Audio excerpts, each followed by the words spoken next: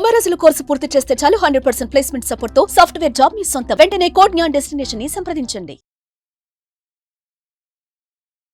సుమన్ టీవీలో మీ personal and business promotions కోసం కింది నెంబర్కి కాంటాక్ట్ చేయండి. ఒక్కటి చెప్పండి ప్రియా చౌదరి గారు, మీ కెరియర్ మొత్తంలో మిమ్మల్ని బాగా బాధించినటువంటి చాలా మందిని మీరు కౌన్సిలింగ్ చేశారు, కొన్ని వందల వేల మందిని. అంటే అమ్మో ఇలా జరిగిందా అని మీరు బాగా, అసలు అఫ్ కోర్స్ చాలా నిద్రలేని రాత్రులు మీరు గడుపుంటారు వీళ్ళ కౌన్సిలింగ్ లో. అలా బాగా బాధించి మీరు చాలా కాలం పాటు మర్చిపోలేని ఘటన ఏదన్నా ఉంటే చెప్పండి. చాలా ఉన్నాయి, ఒకటి చాలా అని ఉన్నాయా? చెప్పలేను అసలు. తర్వాత ఏంటి అని అంటే, మెడిటేషన్ లో ఒక హీలింగ్ చేసుకునేది ఏంటి అని అంటే, అది భరించలేక నాకు ప్రెషర్ ఎక్కువైపోయి ఒక కేసు అయిపోయిన తర్వాత ఇంకా ఆ కేసు నా బ్రెయిన్ లోకి రాకూడదు అనేటటువంటిది ఒక హీలింగ్ ఉంటుంది. అవునా? ఆ హీలింగ్ చేసుకుంటూ కాస్త మెల్లమెల్లగా నేను వాటన్నిటి నుంచి బయటికి రావడం అనేది జరిగింది. ఒక్క కేసు అని లేదమ్మా, ఎన్నో కేసులు, అసలు చెప్పలేను. ఒకటి అని కాదు, మచ్చుకని చెప్పడానికి కూడా లేదు, నంబర్ ఆఫ్ కేసెస్ ఉన్నాయి. అతి అరివీర భయంకరమైనటువంటి టార్చర్లు పడినటువంటి కేసెస్. అలాగే మగవాళ్ళ వల్ల ఇబ్బంది పడి నరకాన్ని చవి చూసినటువంటి ఆడవాళ్ళు. ఒక మహిళ మాట్లాడిన మాట అయితే యుఎస్ లో ఉంటది, తను ఇప్పటికీ మర్చిపోలేను. 30 ఏళ్ళు కాపురం చేసింది భర్తతోటి. ఆమె అతనికంటే ఎక్కువ సంపాదిస్తుంది. సంవత్సరానికి దగ్గర దగ్గర 1.5 crore పైన సంపాదిస్తుంది. మార్కెట్కి వెళ్ళాలన్నా కూడా డబ్బులు భర్త నుంచే తీసుకోవాలి. ఆమెకు వచ్చేటటువంటి ప్రతి పైసా కూడా భర్త అకౌంట్ కే వెళ్తుంది. ఏం చేస్తాడో భర్త తెలియదు. అదేలా అండి? శాలరీ అకౌంట్ లో కదా పడాలి. అకౌంట్ లో పడుతుంది, పడగానే అటు ట్రాన్స్ఫర్ అయిపోతుంది. అంటే భర్తకి ఇచ్చేస్తుంది, నాకొద్దు, నా భర్తే అనేసి. 30 సంవత్సరాల తర్వాత తను రియలైజ్ అయ్యింది ఏంటి అంటే, అసలు తన పరిస్థితి ఏంటి అని అంటే, తన బిడ్డ ఒక ఆడపిల్ల ఉంది తనకి. ఆ బిడ్డను పట్టించుకోడు.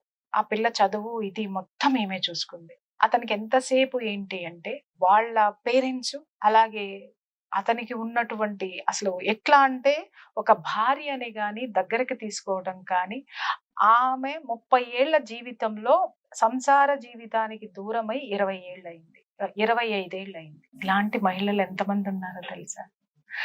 25 ఏళ్లలో ఎప్పుడూ కూడా ఇది నాకు లేదు కదా. తర్వాత అతను కుక్కల్ని బాగా ప్రేమిస్తాడు, కుక్కల్ని తెచ్చిపెడతాడు, కుక్కల చాకరీ మొత్తం ఈవిడ చేయాలి. కుక్కకి జ్వరం వస్తే పరిగెడతాడు, కుక్కకి జ్వరం తగ్గేదాకా కుక్క పక్కనే పడుకుంటాడు తప్ప, ఈమె బెడ్ రిడన్ అయినా కూడా టాబ్లెట్ కూడా తెచ్చివ్వడు. అదేంటి అసలు? అదేంటి అనంటే, ఉన్నారమ్మా అలాంటి రాక్షసులు ఉన్నారు. మరి అంత కుక్క పట్ల ఉన్న కనీసం ప్రేమ కూడా భార్య పట్ల లేదు, ఉండదు. చాలా మంది దరిద్రులు ఎంతో మంది ఉన్నారు అలాంటి వాళ్ళు. ఆమె ఒక మాట మాట్లాడి, మేడం, భార్యాభర్తల బంధం అంటే ఏంటో మర్చిపోయాను మేడం, సంసార సుఖం అంటే ఏంటో మర్చిపోయాను మేడం, అసలు నేను ఒక భార్యనన్న సంగతి మర్చిపోయాను మేడం, అసలు నాకు ఏడుపు అనేటటువంటిది ఒకటి ఉంటదన్న సంగతే మర్చిపోయాను.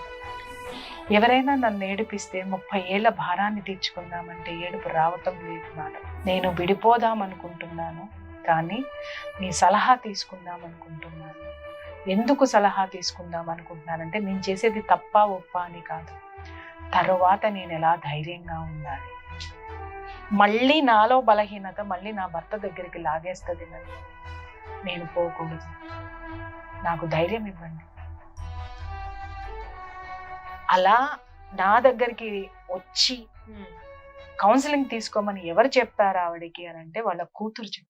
అమ్మా, నువ్వు బయటకు వస్తే మళ్ళీ అక్కడికి వెళ్తావు, మళ్ళీ ఇదే టార్చర్ పడతావు, ఒక్కసారి ఆవిడ సలహా తీసుకో అని చెప్పేసి వాళ్ళ కూతురు సజెస్ట్ చేస్తే ఆవిడ నన్ను కన్సల్ట్ అయ్యి, షీఈస్ వెల్ ఎడ్యుకేటెడ్. మరి అంత సంపాదిస్తున్నారంటే, తర్వాత ఆమెను మాట్లాడిస్తూ అలా అలా అలా అలా ఆవిడని ఏడిపించేశాను. కనీసం దాదాపు 15 minutes పైన ఏడ్చింది ఆవిడ. వెక్కి వెక్కి వెక్కి వెక్కి వెక్కి వెక్కి మొత్తం లోపల ఉన్నదంతా బయటికి కాకించేసి, తర్వాత అప్పుడు మళ్ళీ ఆవిడలో నింపి, అది నీ ఇష్టమమ్మా, నీ జీవితము, బలహీనత ఉండకూడదు మనిషిలో, ఆత్మీయత, ప్రేమ ఉండాలి. ప్రేమ, ధర్మం అంటే ఏంటి అనంటే, నువ్వెలా ఉంటావో నేను అలా ఉండడం. ఆయన నీ పట్ల ధర్మంగా, భార్య అనే భర్త అనేగా ధర్మంగా ఉంటే మీరు ఉండండి, లేదంటారా మీ పాప ఉన్నది, మీ పాప దగ్గరికి వెళ్ళండి. అది వద్దు, భగవంతుడు ఉన్నాడు, ఆ సేవలో ఉండండి. అంతకు మించిన ప్రేమని పంచేటటువంటి పరమాత్ముడికి మించిన ప్రేమ ఈ ప్రపంచంలో ఏదీ లేదు.